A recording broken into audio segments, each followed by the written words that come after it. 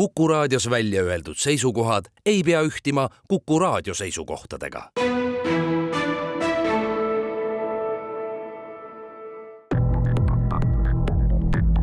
Krimiraadio. Tere taas, on teisipäev, kell on 1:07 ning loomulikult on eetris Krimiraadio. Stuudios on ajakirjanikud Raul Ranne ja Karel Reisenbuk ning meiega on ekspert Andres Anvelt. Oled valmis saateks, Andres? Nagu oled. Tänases saates on meil jällegi kaks teemat. Saate teises pooles ootame stuudiosse Lõuna ringkonnaprokuratuuri vanemprokuröri Ingmar Laasi ning lahkame temaga aasta alguses Võhmas aset leidnud inimröövi juhtumi võikaid üksikasju. Aga enne seda räägime sellest, kuidas 4 Euroopa riigi politseinikud võtsid hiljuti ühise operatsiooni käigus kinni rahvusvahelise kuritegeliku jõugu liikmed, kes smuugeldasid läbi Eesti ja Rumeenia retseptiravimeid. Kuidas kogu see edukas operatsioon käis, seda aitab selgitada Põhja politseiprefektuuri narko- ja organiseeritud kuritegude talituse juht Rait Pikaro, kes ise otsapidises operatsioonis ka osales. Tere tulemast Krimiraadiosse. Tere, aitäh kutsumast. Rait Pikaro, teeme esmalt võib-olla terminid või täpsemalt nende organisatsioonide nimed selgemaks. Politseioperatsiooni juhtis Euroopa õiguskaitseasutuste koostööd koordineeriv Eurojust ning seda toetas Euroopa politsei koostöövõrgustik Europol. Kui vähe konkreetsemalt rääkida, siis mis asi on Eurojust ja mis on Europol? Jah, Eurojust on siis lühidalt kokkuvõetuna selline Euroopa Liidu agentuur, mis siis annab võimalused justiitskoostööks, et eelkõige on ta suunatud siis kohtunike ja prokuröride koostöö koordineerimiseks ja korraldamiseks ja abistamiseks ja see agentuur siis tagab meile seda, et me saime moodustada kõigi osalenud liikmesriikide vahel siis sellise ühise riikide üles uurimisgrupi ja saime seal selle raames siis oluliselt lihtsamini ja kiiremini infot vahetada ja ka kogu tõendeid kasutusele võtta. Et see on selline katusorganisatsioon, mis tagab juriidilise raamistiku, aitab ka finantsiliselt, kui vaja on katta seal selliseid organisatoorsed kulusid ja tõesti tagab selle tegevuse sellise legaalsuse. Nii et ei ole sellised püssidega sellised eriüksuslased, nagu võib-olla mingites filmides üritatakse vahel näidata, et asi pole nii. Jah, et võib-olla selline teine organisatsioon, mis oli tugevalt sellises koordineerimisse kaasatud, on Europol, võib-olla tõesti võib jääda mulje, et seal on sellised tõesti relvakangelased, kes käivad siis erinevates riikides korda loomas, aga tegelikult ikkagi on see põhiraskus ikkagi vastavate riikide õiguskaitseasutustel, politseil ja seal siis toimub see nii-öelda Europolis, ma mõtlen, siis toimub rohkem selline teabevahetus, koordineeriv tegevus, kui vaja, siis osutavad tehnilist tuge ja tulevad ka vajadusel koha peal, aga pigem ikkagi sellises toetavas, võib-olla tehnilises rollis rohkem. Ja Europoli ja Interpoli vahel, see on ka meile üks tuttav organisatsioon. Mis nende vahe on siis? No jah, Interpol on nüüd ülemaailmne organisatsioon ja on ka kanal, ütleme, võib-olla kaugemate riikidega suhtlemiseks ja koostöö tegemiseks, aga jah, Euroopa raames ja siin on kaasatud ka mitmed partnerriigid kuni Ameerika Ühendriikideni välja, et on ikkagi Europol on selline lähem ja meie jaoks, ütleme siis käepärasem ja paremini veel sisse töötatud kanal. Andres, sa soovisid lisada? Ma tahan lihtsalt lisada selle olulise tähelepaneku veel. Rait ütles tagasihoidlikult, aga jääme selle juurde tegelikult, et Europol on Euroopa Liidu tööriist, millel on olemas ikkagi mingisugused õiguslikud alused koostööks, siis Interpol on natukene rohkem postkasti moodi organisatsioon ja kes vahendab siis neid tagaotsimisi ja kuulajatele kindlasti tuua välja seda, et kui te mõnes siis nagu öeldakse põnevusmärulis näete, kuidas helikopteriga tulevad kohale Interpoli agendid, kes võtavad üle jurisdiktsiooni kogu maailmas, siis seda tegelikult ei ole olemas. Aga lähme selle operatsiooni juurde, millest meil saate alguses lubasime rääkida. Operatsiooni taustast me teame seda, et üks Euroopas tegutsenud kuritegelik grupp ostis tablette kuritegelikult võrgustikult siis Serbias. Ostis tablette, mida kasutatakse ärevuse, krampide ja unetuse raviks.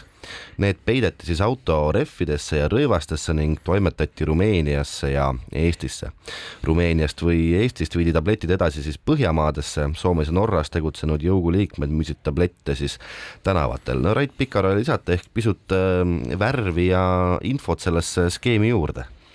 jah, see lühikokkuvõte oli väga hea, kahjuks või õnneks ei kirjelda seda menetluse keerukust, et hakkame kusagilt algusest peale, et meie jaoks tuli tegelikult halva üllatusena, kui eelmise aasta alguses Soome kolleegid tulid meile külla ja rääkisid, et läbi Eesti käib selline, meie mõistes ikkagi vägagi suuremahuline tablettide salakaubavedu.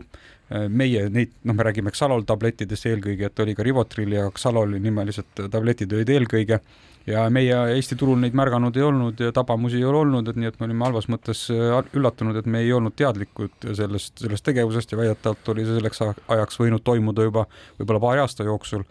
Et see loomulikult tekitas meis kohe huvi ja kui seal oli võimalus sellist rahvusvahelist koostööd teha ja kui ambitsiooniks oli pandud kogu kuritegeliku ahela välja selgitamine ja otsad viisid juba tol ajal kusagile vähemalt Rumeeniasse, et siis loomulikult see köitis tähelepanu ja olime rõõmuga nõus kõik endast olevana tegema, et kolleegidele siis abiks olla. Ja tõesti edasi siis koostöö ja protsessi käigus selguski, et ka mitte Rumeenia ei olnud kurja juur, vaid need tabletid pärinesid tegelikult täiesti legaalsest tehasest siis Serbias ja kurjategijad olid siis saanud enda kontrolli alla seal ühe sellise, vahendusettevõtte, mis tegeleski hulgi siis tablettide või ravimite transpordiga, rahvusvahelise veoga väidetavalt ja siis nende dokumentide võltsimise teel siis kohe nii-öelda algallikast liikusid need ravimid mustale turule ja siis kurjategijad organiseerisidki erinevaid transiiditeid pidi selle Põhjamaadesse. Mind ikka väga huvitab, kuidas te nüüd menetlusega jõudsite omadega sinna Serbiani välja, et kui keeruline või kui palju tööd ja vaeva see nõudis või oli see selline üldteada asi ja te läksite lihtsalt mööda mingisuguseid käiduid teid sinnani? Ei olnud kaugelt küll teada, et tegelikult alguses oligi kõik see menetlus toimuski niimoodi järk-järgult, et meie maailmapilt või teadmine ja avaldus järk-järgult, et alguses tundus, et see võib olla selline veidi väiksem mahuline, väiksem grupp, see, et oli viited Rumeenial see alguses teada, aga see, et tegelikult algallikad või kurjajuured on Serbias, tegelikult selgus alles Rumeenias, kui kolleegid olid hulga vaeva näinud ja hakanud jälgima siis, kuidas need tabletid päriselt liiguvad ja see tuvastamine ei olnud kaugeltki lihtne, sest loomulikult seal vastas oli konspiratsioon, ei olnud ka kohe rumeenlastel võtta Serbiast selliseid usaldusväärseid kontakte, kes ka politseis, et kes oleksid kohe nii-öelda haakunud ja võtnud teema üles, sest ka sealne teadmine alguses seal kogu sellest võrgustikust oli vähene, et see ei olnud kaugelt küll teada juhtum, et kõik see toimuski järk-järgult, aga kui mastaap oli selge, siis loomulikult kõik seotud riigid olid kahe käega poolt, et see tegevus tuleb esimesel võimalusel lõpetada ja sealt asi hakkaski hargnema. Sellest koostööst kindlasti saate teises pooles või ütleme pärast pausi veel räägima, aga enne Andres, ravimite must turg, see ei ole üldsegi mitte nüüd uus teema iseenesest, et sellega on tegeletud aastaid tagasi ja on sullegi tuttav? Kindlasti julgen öelda näiteks üks asi 90. teisel poolel siis, kui meil see tavapärane organiseeritud kuritegevus on natuke tagasi tõmmanud ja meil hakkaski turule, ütleme niimoodi, politseinike vaatevälja tulema erinevad pettused, ka narkootikumid, tekkis amfetamiin ja siis tegelikult paralleelselt me panime ka nagu silma peale ka siis ebaseaduslikku ravimiturule, mis kindlasti eksisteeris ka ennem, kuid võib-olla see 90. aastate esimesel poolel lihtsalt tähelepanu oli seal palju väiksem. Kuna kurjategijad otsisid endale uusi väljundeid, siis võeti üle ka näiteks need punktid, kes siis ütleme, kirjutasid välja neid ravimeid, see on üks asi, on tegelikult ravimite väljakirjutamine.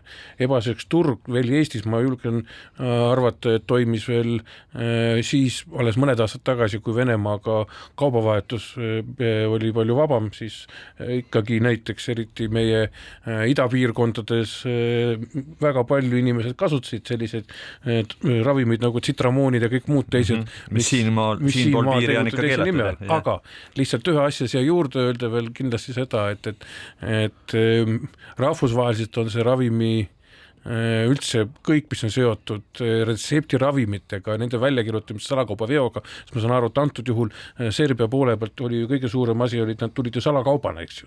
Nad olid ju toimivad ravimid tegelikult, nad ei olnud ju mingid vuhvlid, siis no erinevate ekspertide hinnangul on näiteks siin kuskil eelmisel kümnendil Euroopa Liidu tasemel selline turg ulatunud kuni 10 miljardi euroni. Nii et me võime aru saada, see üks poole Eesti eelarve suurused siis kaod, mis on Eesti riigi eelarvest ja kindlasti osa sellest on ka mitte ainult ebaseaduslik, aga ebatervislikud ravimid.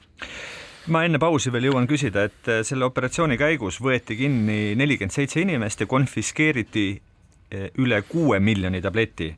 Ja tablettide turuväärtuseks hindas seesama Eurojust umbes 12,5 miljonit eurot. Et kas see kogus ja see number on suur löök kogu sellele põrandaalusele tabletimajandusele?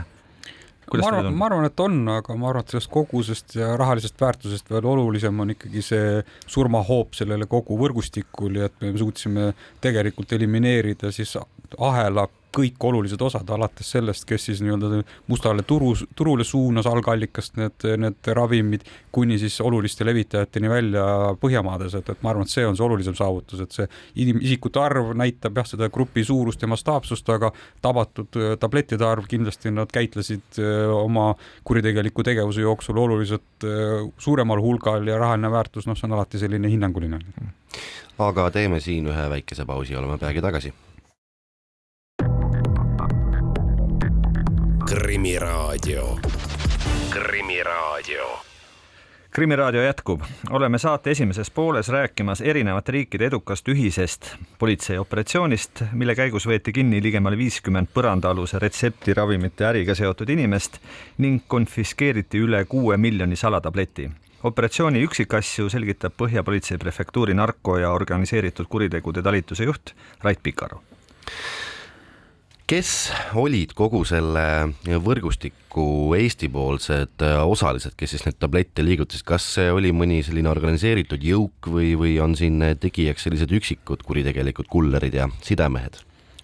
Et meie jaoks tegigi sellest võrgustikust teada saamise keerulisemaks see, et Eesti elanike ja Eesti kodanike sellesse gruppi või kuritegeliku ühendusse ei kuulunudki, et meid tegi ärevaks Soome kolleegide teade, et need Rumeenia Raku osalised olid siin Eestist pidevalt läbi liikunud, väidetavalt olid nad ka kaalunud siia vahelao tekitamist, et kuna ei õnnestunud võib-olla kõiki suuri koguseid siis üle vedada Soome ja loomulikult meie mure tekkis kohe seal, et need tabletid jõuavad ka Eesti turule, et kui nad juba siin peatuvad, siis on see oht kohe olemas, et ju kiiret raha teenida ja üritada siin teha, et jah, Eesti kodanik ei olnud. Põhiraskus organiseerimise poole pealt oli rumeenlaste peal ja siis olid ka Serbiast kuritegelikud rakud. Ma pean võib-olla siis nüüd teema vahetuse mõttes minema üle ikka sinnapoole, mis puudutab politseitööd, et milline siin oli Eesti politsei roll või osa siis? Jah, mulle väga sümpatiseeribki see, et vaatamata sellele, et Eestist otsest kuritegelikku tegevust või meie turule suunatud, meie mustale turule otsest tegevust ei toimunud, siis saime panustada laiemalt ja lõpetada probleemi, mis kaudsemalt puudutas teisi riike ja võib ka ringiga Eestisse jõuda lõpuks, et meie roll oli vahetada infot, jälgida neid kurjategijaid siis, kui nad olid Eestis kohapeal, kasutati politseiagenti, kasutati kontrollitud saadetist ja meie asi oli siis jälgida, et nii kui Eestisse see tegevus kandus, siis me fikseerisime, dokumenteerisime ja hoidsime kolleege kursis ja nemad said siis oma vastavad otsused selle pinnalt teha. No me oleme maininud siin korduvalt, et olid ikkagi suured kogused. Millega need sinna Soome liikusid? Olid need, ma ei tea, legendaarsed autopeidikud? Kuidas see kõik oli? Ja, et põhiliselt kasutas see grupp siis 2 viisi, et suuremaid kogused peideti siis autovaru rehvidesse. Et see oli nende tavapärane peitmisviis ja need toodi siis pigem siis Euroopast Eestini või siis lähiriikidesse. Ja teine, kuidas siis oli nende jaoks tundus siis kindlam näiteks üle piiri minna või näiteks laevaga ületada lahte, siis nad peitsid need väiksemad kogused juba oma riietusse, nii et riiete alla, et nad võimalikult vähe siis tähelepanu köidaksid ja isegi kontrolli korral siis sellist isiku läbivaatust võib-olla nii tihti ei tehta, võib-olla sõidukid vaadatakse tihemini põhjalikumalt läbi, et see oli nende stiil. Öelge, kui hästi sujub Eesti politseil koostöö Serbia ja Rumeenia ametivendadega? No on selge, et meil on tihedamad kontaktid ja sidemed, eks ole, Põhjamaade politseinikega ja tõenäoliselt ka Läti ja Leedu politseiametnikega. Aga Serbia ja Rumeenia politseiga töötades tundub mulle, võib päris palju nii-öelda tõlkes kaduma minna. Kultuuriruum on ikkagi piisavalt palju erinev. Ja ma ikkagi hakkaks sellest pihta, et nii palju, kui ma maailmas olen ringi saanud käia ja kriminaalpolitseinikega kohtuda, siis see meie ühine eesmärk, et kurjategijad vangi saata, see ikkagi muudab meid väga paljuski ühetaoliseks, et jah, kindlasti on olemas kultuurilisi eripärasid, on juriidilisi probleeme, mida on vaja ületada, on ka tehnilisi probleeme, aga ma arvan, et sellised baassuhtumiselt, eriti suurte asjade ajamisel me oleme vägagi sarnased ja ka praegusel juhul ikkagi loomulikult meil on lihtsam rääkida lähiriikide kolleegidega, aga ka Serbia ja Rumeenia kolleegide kohta, kolleegid, kes siin Eestis nendega pidevas kontaktis olid ja teavet vahetasid, siis ainult kiidusõnu olen kuulnud, et kuidas asjad liikusid täpselt nii, nagu on kokku lepitud, info oli kõigile ühesugune ja ei olnud mitte mingisugust sellist nii-öelda küüned enda poole, et keegi otsis seal mingi nii-öelda loorbereid ja tahtis lõigata kellegi teise arvelt, et meie vaates üks paremini õnnestunud selliseid mitme riigi vahelisi ühisuurimisgruppe. Andres, kas on sinul oma karjääri jooksul olnud juhtumid, kus erinevate riikide politseiametnikega koostööd tehes ikka tajud, et seal tuleb nii-öelda leida selle ühise keele jaoks mingisugused teistsugused sõnad, teistsugused võtted, teistsugused mõtted, et asi sujuks või kuidas sellega on? Ütleme varasemalt olnud ja siis. Kindlasti ma arvan, et 90. 2000. algus, aga eriti 90. teisel poolel, kui me aina rohkem hakkasime tegema rahvusvahelist koostööd, kui me hakkasime juba assotsieeruma vaikselt Euroopa Liidu võrgustikega, siis kõige suurem probleem meil oli, et meid ei usaldatud. Kes te sellised üldse olete? Kes te sellised olete, kust te tulete, kas te räägite kõik vene keeles kuni selleni välja, et meie pidime ületama selle usalduse krediidi ja ma arvan, et ma olen kindel selles, et ka hiljem, eks ju, poliitikuna ka ministrametis julgen seda väita, et see tänapäeva Euroopa ja mitte ainult mõte Euroopa Liit, aga Euroopa ümbritsevad riigid, seal on seda usalduskrediiti palju rohkem ja ma arvan, et neid laste halvatusi, mis meil 90-ndatel olid just selle massilise, ütleme siis, Nõukogude Liidu lagunemise, ütleme siis, purustamise järgi, siis kui tekkisid need rahvusriigid taastusid, siis oli see läänepoolne usaldus palju väiksem, kui meil praegusel hetkel Euroopa Liidus sees, isegi nende osas, kes ei ole Euroopa Liidus, nagu Serbia näiteks. Ma loodan, et Rait nüüd tänapäeval ikka ei pea tõesti vastama sellistele küsimusele, et kas teil seal Eesti politseis räägitakse ainult vene keelt või keegi räägib mingit inglise keelt ka näiteks või?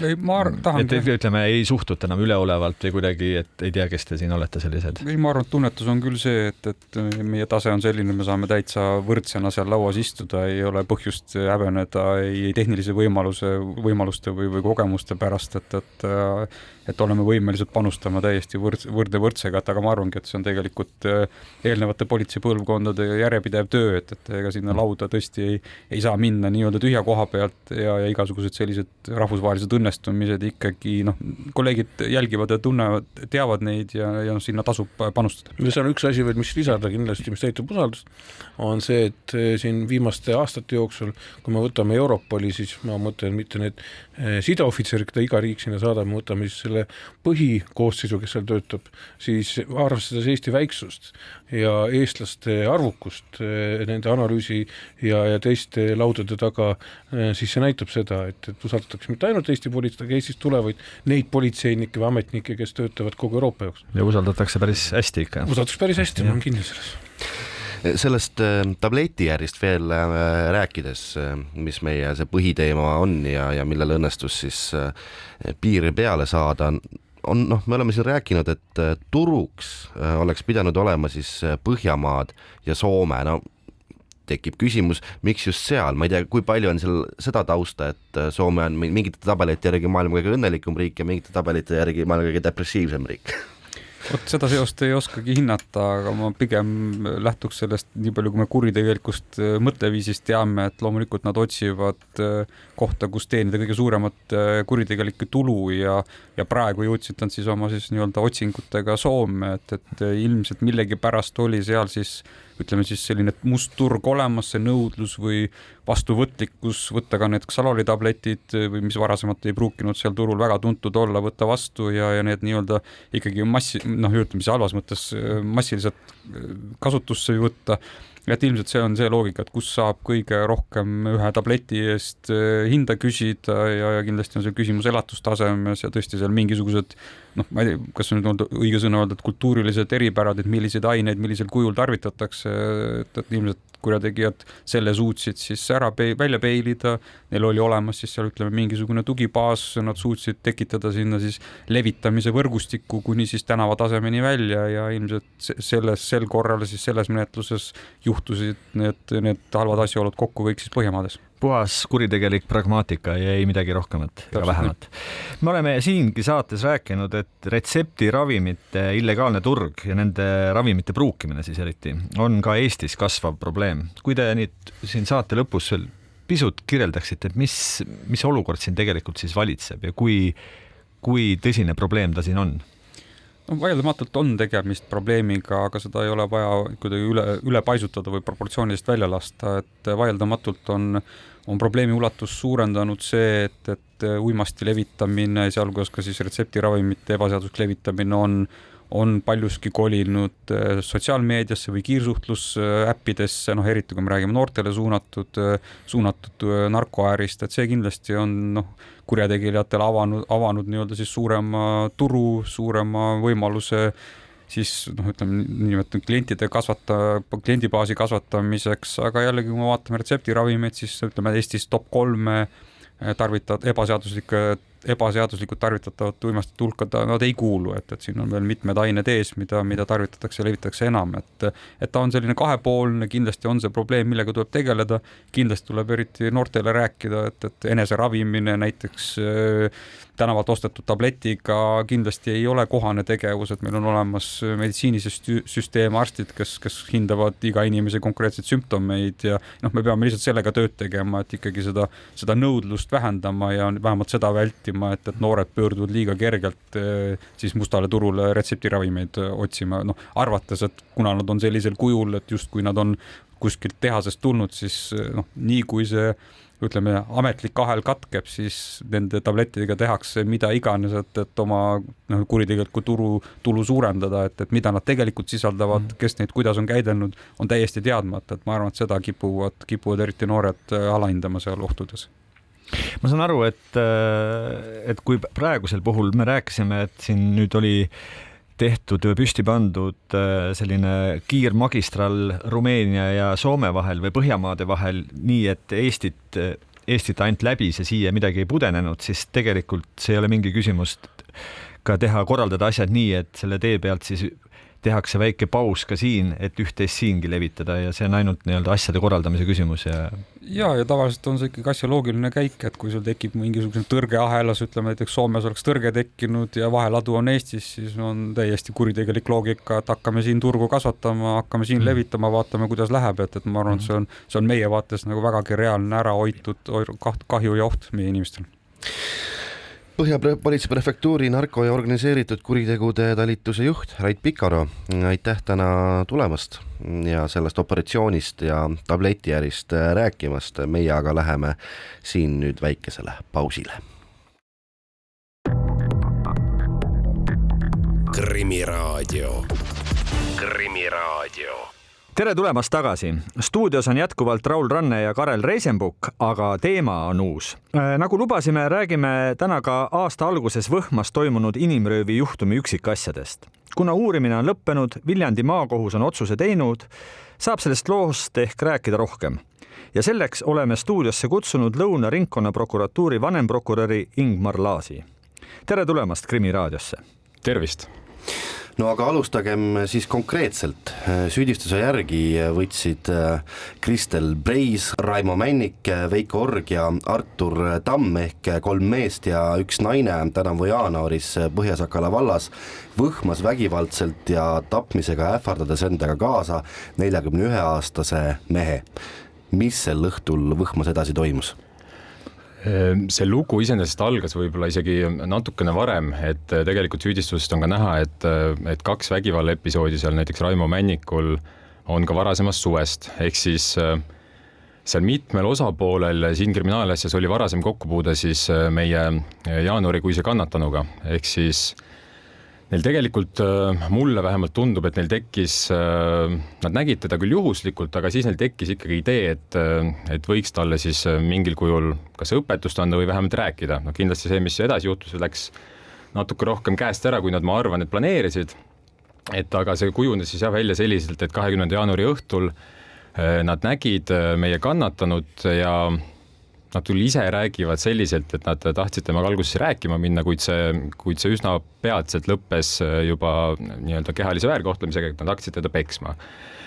Ja kuna see oli seal kortermajade juures, siis mingil hetkel mulle tundus, et sellest ajendatuna nad otsustasid, et seal nad jätkata ei saa ja surusid ta sinna nende enda autosse siis sellisena, et just see naine, Kristel Breis, siis kasutas ka tulirelv ta nüüd ei olnud, aga relvataolist eset selleks, et siis seda meie kannatanud sinna autosse saada. Selleks hetkeks oli kannatanud ikkagi juba päris palju peksa saanud ja ta ise väidab, et selleks hetkeks oli tal ka meelemärkus läinud. Nad viisid ta siis Rabajärve äärde, kus nad peksid teda põgusalt edasi ja siis jätsid ta sinna Rabajärve äärde maha, et see on selline hästi lühike kokkuvõte selles sündmuses. Ma pean ikkagi üle küsima, et mis oli see eellugu, eelmäng kogu sellele loole? Sa mainisid, et nad olid varasemalt tuttavad, seal olid varem ka olnud mõned episoodid vägivalla mõttes ja on teada, et nad olid siis ühesõnaga varasemalt tuttavad inimesed, niivõrd kuivõrd. Mis oli selle konkreetse konflikti põhjus või mis need ikkagi seda viisi sidus?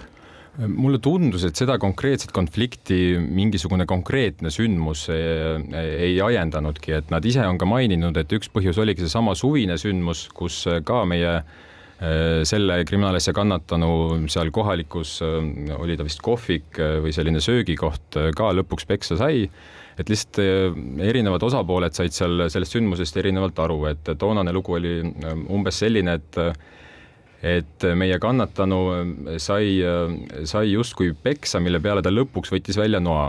Siis meie tänased või siis süüdi mõistetud isikud tõlgendasid seda sellisena, et kannatanu julges välja võtta noa ja ähvardas neid.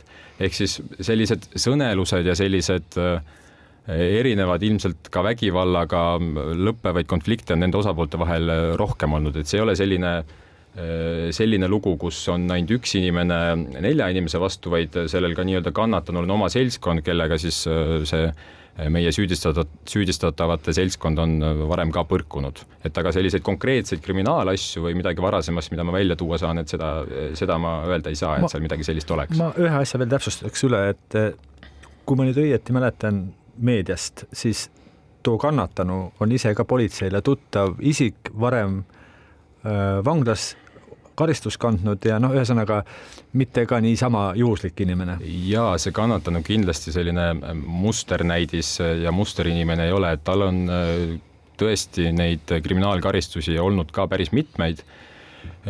Küll saan ma öelda seda, et need ei ole olnud vägivallaga seotud, et sellist erilist jõhkrust tema poolt ei ole vähemalt kohtuotsustena siis fikseeritud, et sellist lugu küll ei ole, et pigem on ta süüdi mõistetud näiteks lubadeta juhtimise või siis alkoholijoobes autoga sõitmise eest.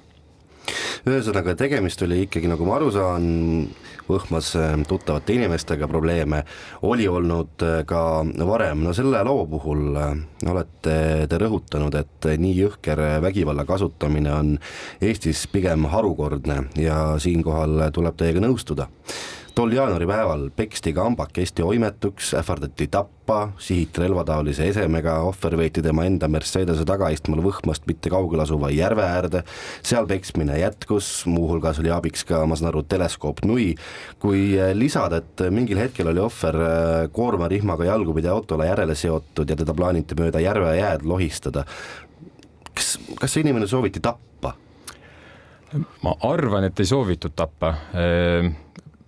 See oleks võinud minna kindlasti veel rohkem käest ära, kui see läks. Õnneks see nii ei juhtunud, need vigastused ja see peksmise viis oli kahtlemata jõhker, kuid ma pean rõhutama ka seda, et need vigastused, mis tekkisid, mida on näha ka tegelikult sellest kvalifikatsioonist, et need kõik vigastused kokkuvõttes jäid sellisteks vigastusteks, miks paranevad ära alla 4 nädalaga. Ehk siis kuigi esmapilgul oli see pilt päris jõhker, siis iseenesest need kuidagi löökide tugevus või siis intensiivsus päris selline ei olnud, et oleks võinud arvata, et nad tahtsid teda tappa. Ja selle koormarihmaga auto taha nad tõesti sidusid, nad ise väitsidki seda, et neil ei olnud kordagi tahtlust teda tegelikult sinna ääreääle viia, vaid nad tahtsid see nii-öelda lõpetuseks veel viimast korda ähvardada ja siis selle nii-öelda teguviisi lõpetada. Ma pean jällegi üle küsima, et miks see kõik juhtus? Tähendab, iga uurija ja ma usun, et ka iga prokurör, kes seda menetlust juhib, küsib, et mis võis olla see reaalne motiiv. Et millestki see kõik algas mingisugusest juhuslikust kohtumisest, aga seal taga näiks olevat mingisugusem suurem motiiv, et nii jõhkraks minna. Seda enam, et tegu on üle 30-aastaste inimestega, mõned isegi üle 40-aastast, ehk et me ei räägi lastest või noorukitest, kes võib-olla ei anna aru enda tegevusest. Siin on täiskasvanud inimesed, võib-olla ka pereinimesed, et kust selline loomalik tapakirg või? Mulle tundub, et see nii-öelda omakohtu motiiv sai kokku siis sellise seltskonna või siis kaaslastest ajendatud sellise toega, et ilmselt seal iga selle seltskonna liige tahtis võib-olla näha ka natukene selline mõjukam või vägivaldsem välja, kui ta võib-olla tegelikult oli või olla tahtis ja hästi sageli just ju lähevadki nii-öelda käest ära sellised olukorrad, kus neid vägivallatsejaid on palju, et üks teeb midagi, teine teeb veel rohkem ja lõpuks see tagajärg on siis hästi tõsine. No kõik näeb välja nagu kättemaks millegi eest, mingisuguse raske asja eest kättemaks. See tundus õpetusena, jah. Mis oli selle naise roll siin? Sageli naised on mingisuguses sellises kambas toimunud kuritegevuses tunnistajad, kes võib-olla ei ole lihtsalt politseile teatanud sellest kuriteost. Antud juhul me juba rääkisime, et siin naine ähvardas relvataolise esemega, et tal oli oma päris aktiivne roll kogu selles asjas. Jah, naine sõitis ka selle autoga, kuhu see meie kannatanu siis oli pandud selleks, et ta sinna Rabajärve äärde viia, et kuna ka sellel naisel oli varasemalt see relvataoline ese kaasas, siis võib-olla võiksin ka mina teda tõesti iseloomustada selliselt, et ta ei ole nii-öelda selline klassikaline, nagu te ütlesite, selline tunnistaja, kes pealt vaatab, vaid tal oli ikkagi täiesti aktiivne panus kogu selle süüteo juures ja sel põhjusel talle ka see süüdistus esitati. Ma saan aru, et ta ikkagi ähvardas lausa tapmisega, et mitte niisama ei vehkinud selle relvataolise esemega ringi, vaid need lubadused seal taga olid suuremad. Jah, ta suunas selle relva ikkagi kannatanu suunas ja lubas tegutseda siis vastavalt, et kui ta sinna autosse ei istu. Aga teeme siinkohal väikese pausi.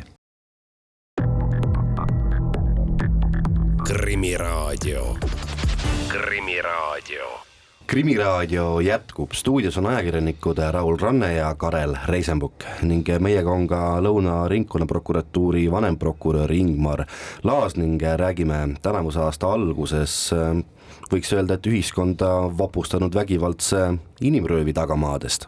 Ma küsiks nii, et kuidas see ohver sealt järve kaldalt lõpuks pääses, kuidas ta arstideni jõudis, sest kui nüüd kõiki neid kirjeldusi lugeda ja kuulda, siis jääb mulje, et ega ta nüüd liikumisvõimeline sellel hetkel küll ei olnud.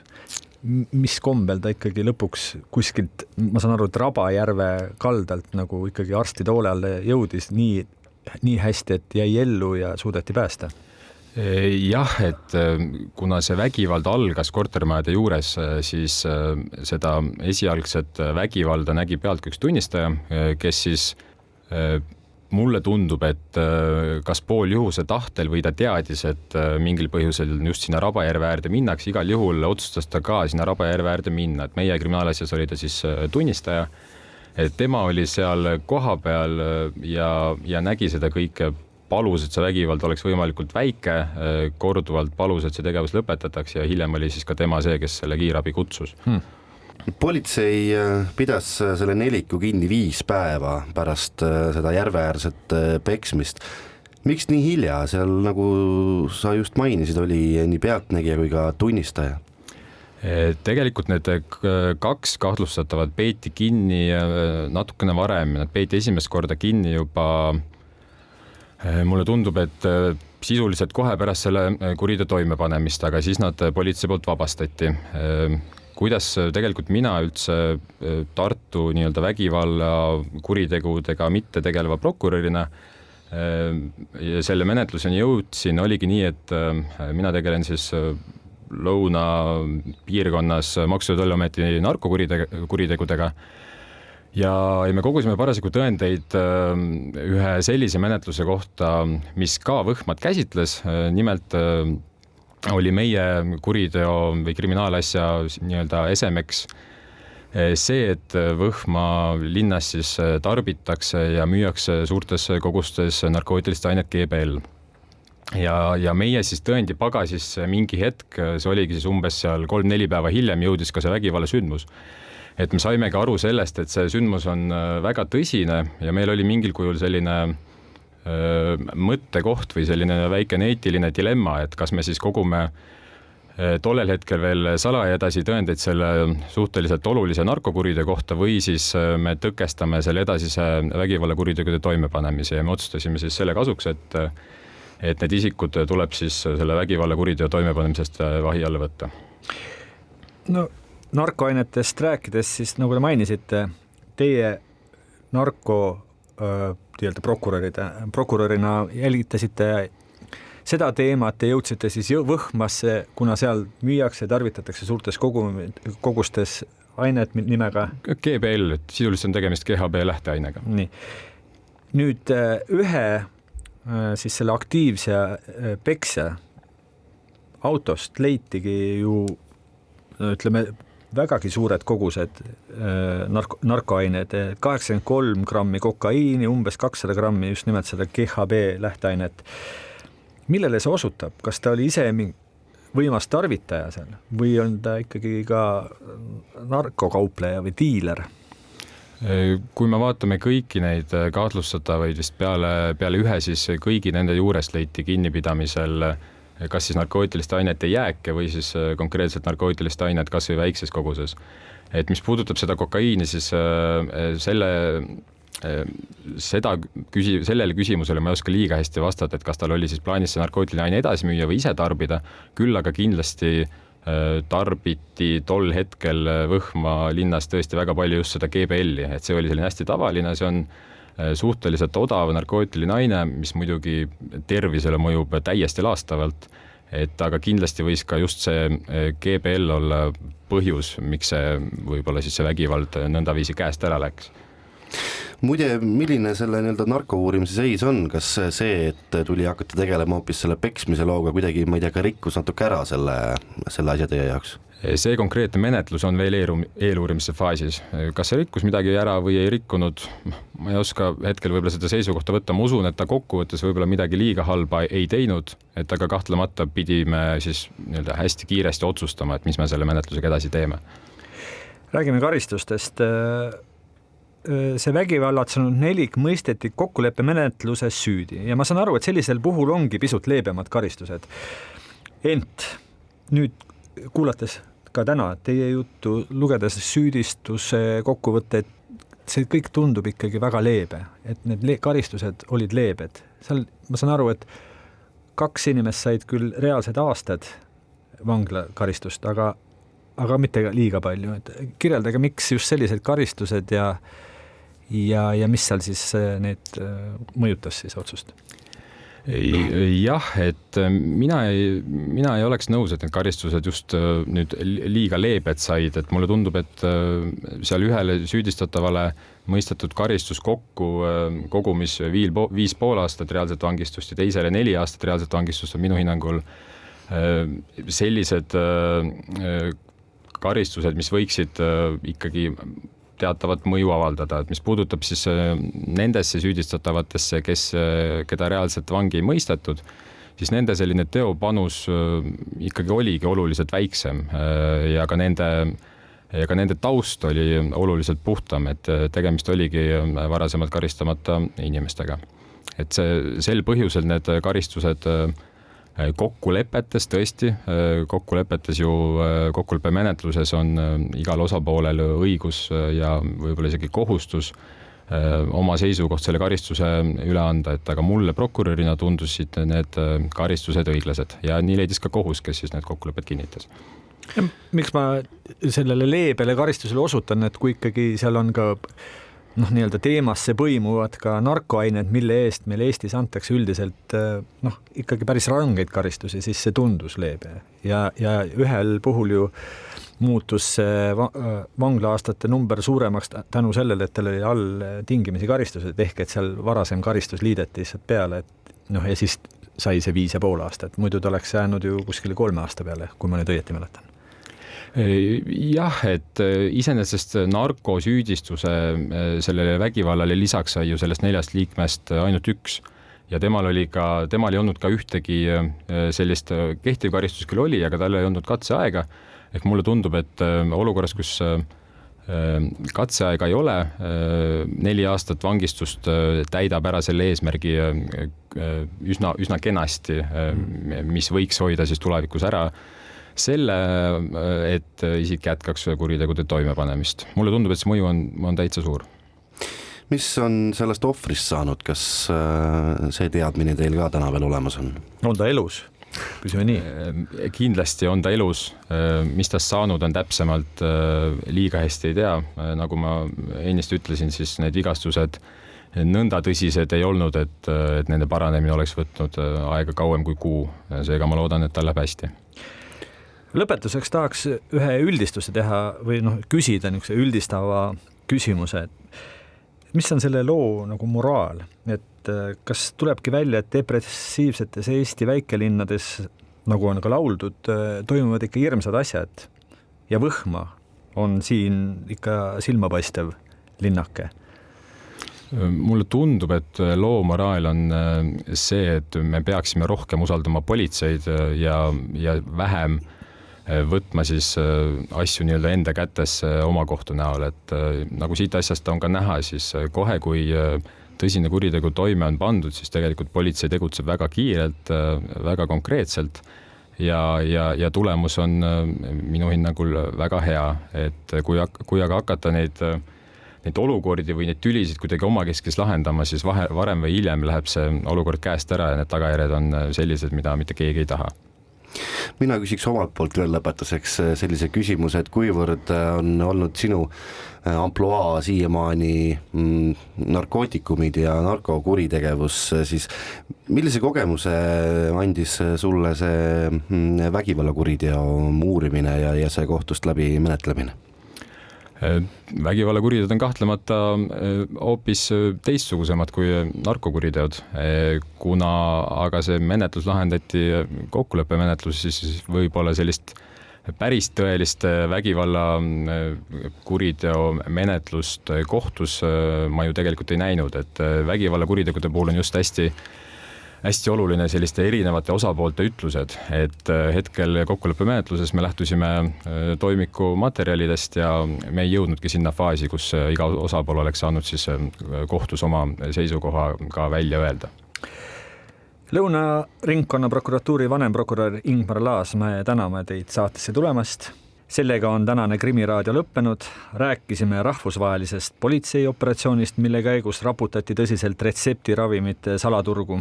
Ja saate teises pooles avasime aasta alguses Võhmas toimunud Võika inimröövi üksikasju. Täname saatekülalisi ja täname ka kuulajaid. Saadet juhtisid ajakirjanikud Raul Ranne ja Karel Reisenbuk. Järgmine Krimiraadio on eetris järgmisel teisipäeval kell 1. Kuulmiseni. Krimiraadio. Krimiraadio.